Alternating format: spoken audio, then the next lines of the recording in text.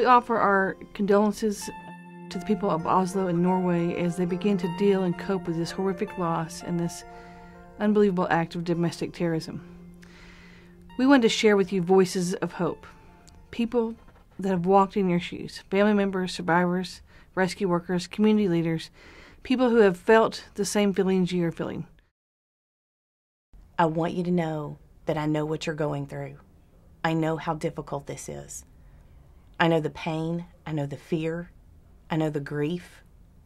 These are dark days for you, and there will be more dark days to come. But what I want you to know is that with God's help, and your friends, and your family, you are going to make it through this. You're gonna pull through. You're stronger than you think you are. Talk to anybody that will listen. Tell them your story.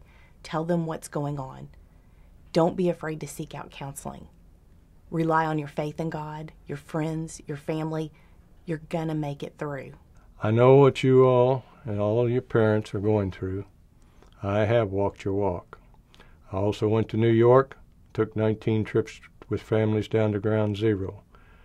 But the one piece of advice I would try to share with you, do not try to get through this tragedy by yourself. Do not stuff your feelings and emotions. Be willing to share. Surround yourself with family and friends. Don't try to get rid of the pain too early because it's not going to go anywhere. It's going to be around for a while. But just pray and know that we are praying for you and ask God for strength to endure the pain that you're going to feel. And I will always pray for you. I know that as time progresses that you will find your own ways to deal with this tragedy as we in Oklahoma City dealt with our tragedy here. You will find particularly Norwegian ways to deal with it. But the main thing I would encourage you to do is to stay together and work together. Avoid the temptation to point fingers and lay blame.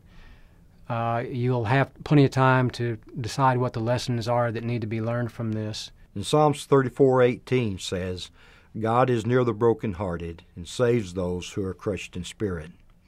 If ever hearts were broken and spirits were crushed, it was on April the 19th of 1995. And your brothers and sisters here in Oklahoma City know how important it is to be a part of a faith community.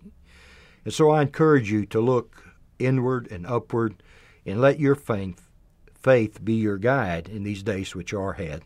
What got us through the horrible time that we went through was lots of hugs. It is nice when you're down to have somebody give you a hug, or when another person is down for you to give them a hug. Wish we were there to give you hugs. And I just wanted to let you know that what you need to do right now is to hold on to your faith and your friends and your family.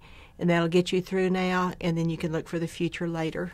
It's very personal for you right now, but as each day goes on, each day will make you stronger and more resilient and more able to see the overall effect of what's happened and to realize that you will come out of this as a better person, that you'll come out of this as a better nation. And please know that you are in our thoughts and our prayers, and that the arms of each and every Oklahoman are around you as you go through this. You will get through this. You will get through this valley. At first you'll get through it just one breath at a time, and then one step at a time, and then one day at a time, and eventually 1 year at a time. But you will rebuild. You'll rebuild as a community. You'll rebuild as individuals. And there is hope on the other side of this. Be happy with the small steps, because with the small steps, you become whole. Most of us want that immediate recovery, but it doesn't always happen. And the other thing is allow people to help you, allow others to help you, because they need that as part of their healing as well. Our thoughts and prayers are with you. We know what you're going through. We know that the days are black, but good will overcome evil in this situation. It doesn't feel like it today, but the community will come together. When we lost our co-workers, our friends, our children, We went through horrible grief, and it was made much worse by the fact that a countryman of ours had done the massacre. We understand how you feel about that. I was taught by my mother that every man, every woman is a book, is a volume, if you will simply take the time to read them. So you'll begin to study the lives of the people you've lost, and you'll begin to memorialize them. And ultimately, their legacy becomes our lives. Their legacy becomes our lives, what we learned from them. I went through one of the worst things I'd ever been through, and also some of the best things I've ever been through. And one of those best things is the fact that you realize how much how much community really means to all of us, and the support that we get from each other. And that's the wonderful thing to come through it, and it's the one thing that helps all of us even today. It's very important that you keep the community together and that they understand they need to stay focused on helping each other. Oklahoma City did that extremely well from day one, and it has continued to serve us well here in Oklahoma City throughout the years as we built strong bonds from the bombing and afterwards.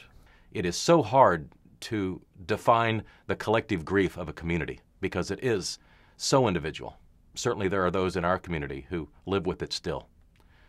But ultimately, I think that your community will come to a conclusion, like our community has, that the best way to honor those who gave their lives is to move forward and to collectively do your best and to honor your country, your city, and your God, and to simply do the best you can. Greetings from Oklahoma City, and we will be with you always.